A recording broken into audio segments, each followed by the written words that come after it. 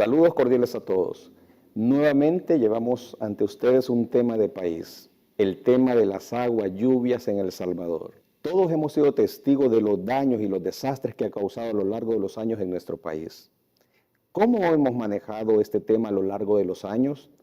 ¿Se pudieron evitar desastres en diversas partes del país que han ocurrido a causa de las aguas lluvias? ¿Cuál es la institucionalidad que lo rige? ¿Qué debería hacer el nuevo gobierno para minimizar o mitigar el impacto de las aguas lluvias?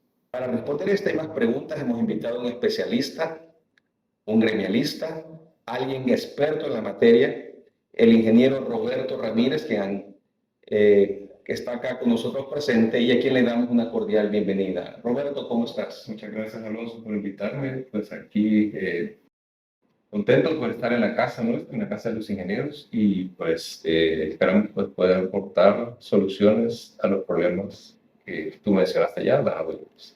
Déjenme contarles que Roberto tiene 30 años de ejercicio profesional, 29 los ha dedicado al tema de la hidráulica, que ya nos va a definir Roberto más adelante qué es eso de la hidráulica, el manejo y el tema del agua, cómo se relaciona con todo ello. Además, Roberto tiene 25 años de pertenecer al gremio de la Asociación Salvadoreña de Ingenieros y Arquitectos, demostrando así su vida gremialista y los aportes que le ha dado a este país a través de nuestro gremio. También podemos decir que Roberto también se desempeña actualmente como parte de la Junta Directiva del CNR, actualmente también entre el periodo 2017 y 2020, aunque ya tiene más tiempo en esa posición, pero aún sigue en ella. Es un digno representante de nuestra gremial, ha sido vicepresidente también de nuestra asociación y ha estado en otros puestos de la Junta Directiva, además de su experiencia como consultor, como experto también en sistemas contra incendios, y ha dedicado prácticamente su vida a la parte técnica, graduado como ingeniero civil también de la Universidad de El Salvador. Te damos la bienvenida, Roberto. Para empezar con este tema, el diseño relacionado al manejo de aguas lluvias, ¿cómo está en El Salvador? ¿Qué tan buenos diseños hacemos sobre ese tema en El Salvador? Ok, sí, Alonso. Las aguas lluvias, o sea, los diseños son elaborados por un ingeniero especialista en el área. Al menos así debería de ser, ¿no? Correcto. O sea, la práctica hace que algunos solo rayan sobre el plano, le colocan el diámetro que le pusieron a una edificación anterior que era parecida a esa, y no existen memorias de cálculo. Afortunadamente, las oficinas de planificación en las áreas urbanas en este momento sí están pidiendo memorias. O sea, estás hablando de la OPAMS específicamente. La OPAMS, la Oficina de Planificación del Valle de San Andrés, y otras oficinas, las que se le llamamos OPLAGES, Oficinas de Planificación de Gestión Territorial. Interesante, ok. En el caso de OPAMS, te pide que acompañes tus planos con una memoria de cálculo que argumenten de dónde salieron los diámetros que tú estás colocando. En un sistema de evacuación de drenaje pluvial, pues es el diámetro y la pendiente, la inclinación que tú le colocas a la tubería y las velocidades que tú estás manejando dentro de esa tubería. Toda esa información va en la memoria de cálculo. Pero ¿se estará aplicando correctamente entonces, Roberto, en las colonias que actualmente estamos haciendo, en esos edificios de grandes alturas que ya se empezaron a construir en El Salvador de manera, en mayor cantidad que antes? ¿Se estará respetando eso realmente actualmente, Roberto? Fíjate que prácticamente está quedando a voluntad del profesional que ejecuta, porque la única institución que le da seguimiento a la ejecución de una instalación hidráulica es la Asociación Nacional de Acueductos y Alcantarillados, ANDA, y únicamente lo hace en las tuberías que se instalan al exterior de los complejos urbanos. Al exterior de las viviendas, O sea, no adentro de las viviendas, no adentro de las edificaciones, únicamente en el exterior. O sea, como ya has mencionado, entonces no hay una institucionalidad, digamos, que directamente supervise todo ese proceso y garantice que se cumpla lo que se diseña. Exactamente. En los países desarrollados, lógicamente por eso son desarrollados, las municipalidades son el ente rector que supervisa que los diseños se ejecuten tal cual se ejecutaron. Y si no se ejecutaron, existen los argumentos que permiten algunas variantes que técnicamente son válidas. Los municipios, las municipalidades. Las municipalidades lo hacen a través de trabajadores propios o a través de empresas certificadas que le dan ese seguimiento, esa supervisión a que las ejecuciones queden bien realizadas. Y actualmente el marco legal no habilita a los municipios a dar una supervisión o seguimiento de ese tipo. ¿No está estipulado en ninguna ley? No, actualmente no tenemos ninguna ley ni ningún reglamento que estipule el seguimiento a las ejecuciones internas, a excepción en el caso de edificios institucionales en el que el propietario contrata una supervisión externa. Únicamente en ese caso existe la posibilidad de poder supervisar la buena instalación de los sistemas. Caso contrario, los edificios que tú mencionas, que son de carácter privado, no existe ley que obligue a llevar una supervisión institucional a las instalaciones internas. Y no hay ninguna junta de vigilancia profesional tampoco que dé vigilancia, valga la redundancia, a ese tema en el país, ¿no? Es parte de las luchas que tenemos como Asociación Salvadoreña de Ingenieros y Arquitectos, la lucha por lograr que se nos apruebe en la Asamblea Legislativa la ley del ejercicio profesional. Podría ser incluirse pues la parte regulatoria a la supervisión de las instalaciones. En este caso, una especialidad como esta, así como el resto de especialidades que también ya hemos tocado en otros programas. Muy bien, Roberto. Ahora, podemos concluir entonces que tenemos una deficiencia seria en los diseños, aún en el país. Estamos sufriendo problemas por malos diseños y por mala supervisión también, y a veces hay buenos diseños, pero mala supervisión. Pero si ponemos esto en un contexto de cuál situación debemos de ir corrigiendo primero para que esto camine de una manera correcta, ¿cuál sería el primer paso que debemos de tomar en el país? ¿Cuál sería? Pues mi opinión personal es la formación del profesional. ¿Las universidades, Roberto, o después de la universidad? Fíjate que las universidades te forjan en la parte técnica teórica, o sea, en el caso nuestro estamos las materias de hidráulica, mecánica de fluidos, abastecimiento de agua y alcantarillados, instalaciones hidráulicas en edificios, pero el estudiante no logra ahondar, porque en ese momento el estudiante no ha escogido la especialidad que va a seguir, y poco o nada hace por profundizar en ese conocimiento. Nosotros acá en la asociación hacemos el esfuerzo de hacer cursos de actualización, que en el caso pues, de mi persona da el de instalaciones hidráulicas en edificios, donde le digo a los participantes que en ausencia de regulaciones institucionales, cuando nosotros elaboramos las especificaciones técnicas de un diseño, nosotros estamos haciendo el reglamento con el cual va a ser medida esa instalación. Entonces, como profesionales, somos los primeros en responsabilidad en ejecutar buenos diseños.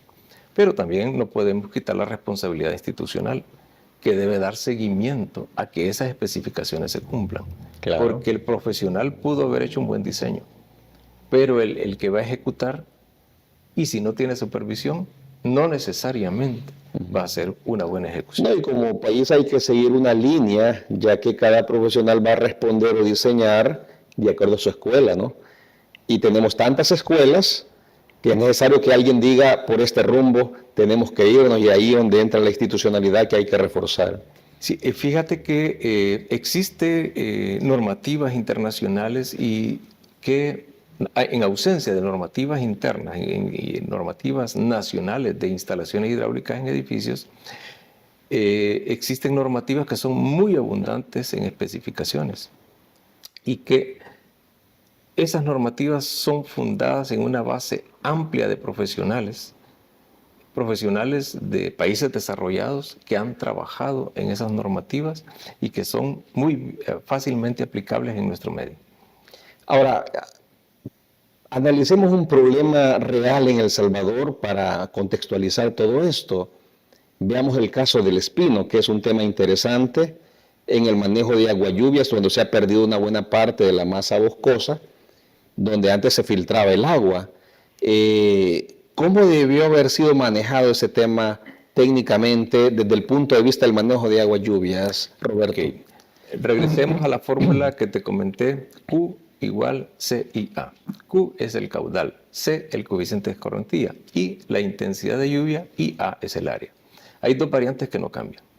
La intensidad de lluvia, que te la da la estación hidrométrica de la zona. En el caso del espino, pues la más representativa es la estación hidrométrica de Ilopango. Y el área no cambia. Tenemos un área, tenemos intensidad, pero el coeficiente de escorrentía, que antes era de una superficie boscosa, con un coeficiente probable de 0.25, hoy cambia a un coeficiente de 0.80 después de las construcciones. Entonces, has triplicado el factor que te hace que el caudal, que antes era 1, hoy sea 3. Si antes yo tenía 1 metro cúbico por segundo, esa misma área me está generando 3 metros cúbicos por segundo. Si esa área me generaba 100.000 metros cúbicos en una lluvia, hoy me está generando 300.000 metros cúbicos. Entonces, esos factores deben de ser estudiados. Cuando tú modificas una superficie, estamos modificando el volcán. Y es bueno porque hay negocios, pero debe de hacerse de una forma responsable. Si estamos impermeabilizando zonas altas, tengamos por seguro que vamos a tener mayor cantidad de lluvias en las partes bajas. Pero ¿dónde pudo haber estado el problema entonces?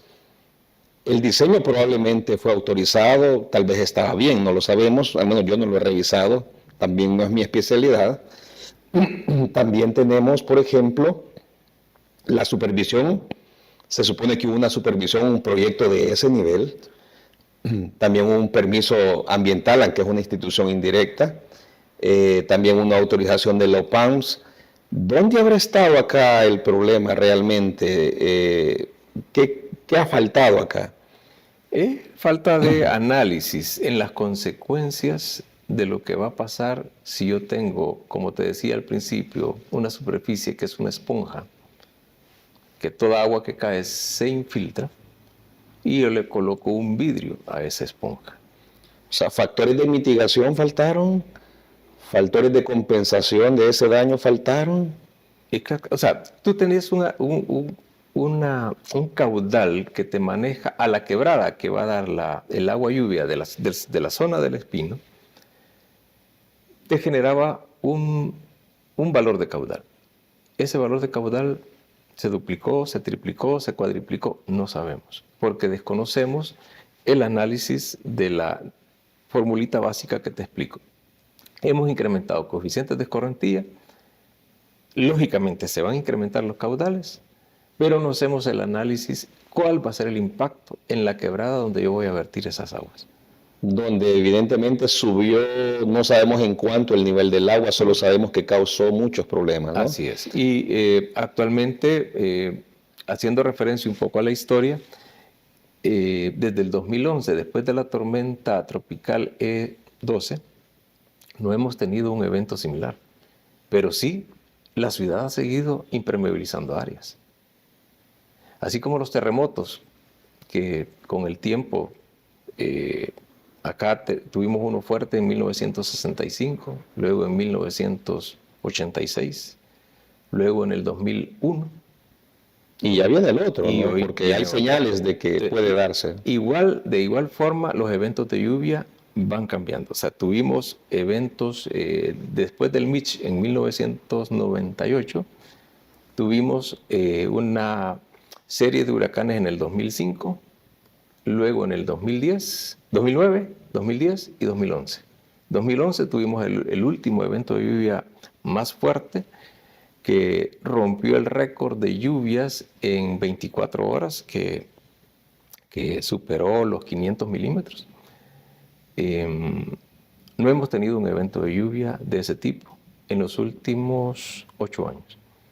Entonces ya va, estadísticamente se acerca el momento que vamos a tener un evento similar. Hemos impermeabilizado más las áreas. Entonces, que vamos a tener inundaciones, probablemente las vamos a tener.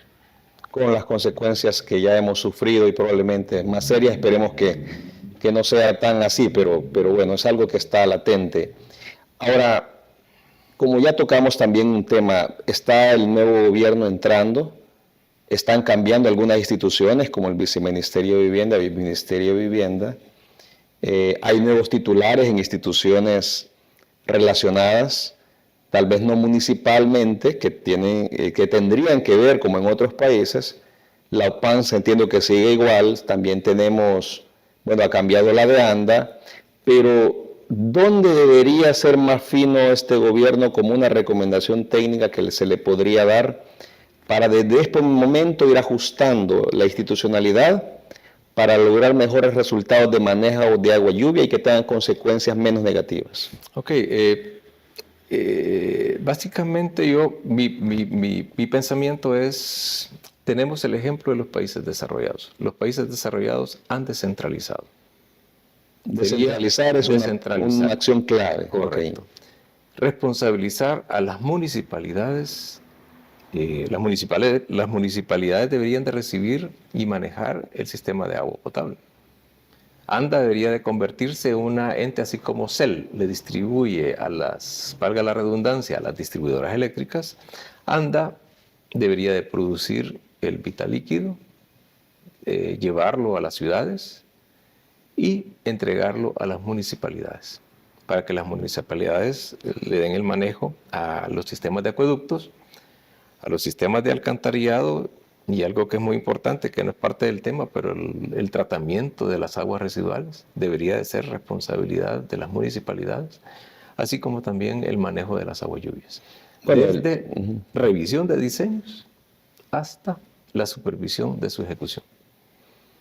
Ok, o sea, de que estamos en un momento que, bueno, ojalá sean escuchadas estas recomendaciones, ya que por el momento seguimos igual, al menos no sé si percibes que todavía el tema no ha sido abordado. Por supuesto es injusto pedirle a este gobierno que acaba de entrar que resuelva un problema tan grave, pero yo creo que, bueno, desde acá, desde Asia, ya lo estamos poniendo en agenda y inclusive Asia tiene el espacio para seguir discutiendo este tema. Claro, OPAMS, la Oficina de Planificación del Área Metropolitana de San Salvador, gracias a los eventos de la primera década de este siglo, ha sido más incisiva en su cumplimiento de su normativa. De hecho, tiene un departamento de factibilidades de aguas lluvias. Ah, ok, eso ayuda, ¿no? Eso ayuda, correcto. Es parte de lo que hemos avanzado en ese tema, pero no es suficiente. Porque no es suficiente únicamente decir, hágase así, si yo no superviso que se haga como el reglamento o la ley lo dice. ¿Podríamos decir entonces que el reto de las municipalidades, para que las municipalidades o la descentralización en el manejo de este tema recae más sobre la Asamblea Legislativa entonces? ¿Ellos deberían de promover ese cambio de ley para descentralizar esto? Por supuesto debería haber una política también que lo avale, ¿no? Claro, sí, la Asamblea tiene un gran reto, pero también tiene muchas deficiencias. La parte técnica, aunque se ha escuchado que tienen miles de asesores, pero la realidad, los resultados que tenemos son otras. Porque la descentralización no es algo nuevo. La descentralización lo he escuchado desde hace muchos años. La descentralización ya existe en los países desarrollados. Ellos ya lo saben. Es falta de voluntad de poder trabajar en esa línea, de poder mejorar nuestro país. Ok, y si nos tocara elaborar una lista desde lo más prioritario a atender hasta lo menos en el tema de manejo de agua lluvias para ir corrigiendo ese problema en el país, Roberto, ¿cómo tú lo enlistarías? Lo que te había comentado antes, la formación del profesional, Ok. la certificación de ese profesional en esa área específica, que la certificación debe ser llevado, a mi criterio, a través de un departamento que la puede llevar cada municipalidad. Las municipalidades deberían de tener el listado de profesionales acreditados para desarrollar, en primer lugar, el diseño. Y el listado de profesionales y empresas acreditados en supervisión. ¿Y cómo podríamos sumarnos como sector gremial en ese esfuerzo si se llegara a realizar, Roberto? ¿Cómo miras el papel de instituciones como ASIA, como la gremial más antigua de profesionales en El Salvador y otras relacionadas en este tema? Fíjate que, como te comentaba, yo trabajo en la parte de difundir el conocimiento de los sistemas hidráulicos en edificios acá en la institución. Lamento mucho que en la parte, por ejemplo, cuando yo doy sistemas de agua lluvias, he tenido mucha gente de OPAMS asistiendo a mis cursos. Pero cuando vemos la parte de sistemas hidráulicos contra incendios, nunca hemos tenido la visita de un miembro del Cuerpo de Bomberos de El Salvador. ¿Por qué será eso? Un miembro del Ministerio de Gobernación. Por decirte un ejemplo, que tuvimos un incendio en el Ministerio de Hacienda, en un edificio que fue diseñado para apartamentos habitacionales, residenciales. Bueno, fuimos parte del equipo que lo visitó, por cierto, ¿no? Claro. Claro. Y el horror de que un edificio de 9 niveles con un solo cuerpo de escaleras como evacuación única, con el tablero eléctrico, el ducto eléctrico a la par del ducto de escaleras.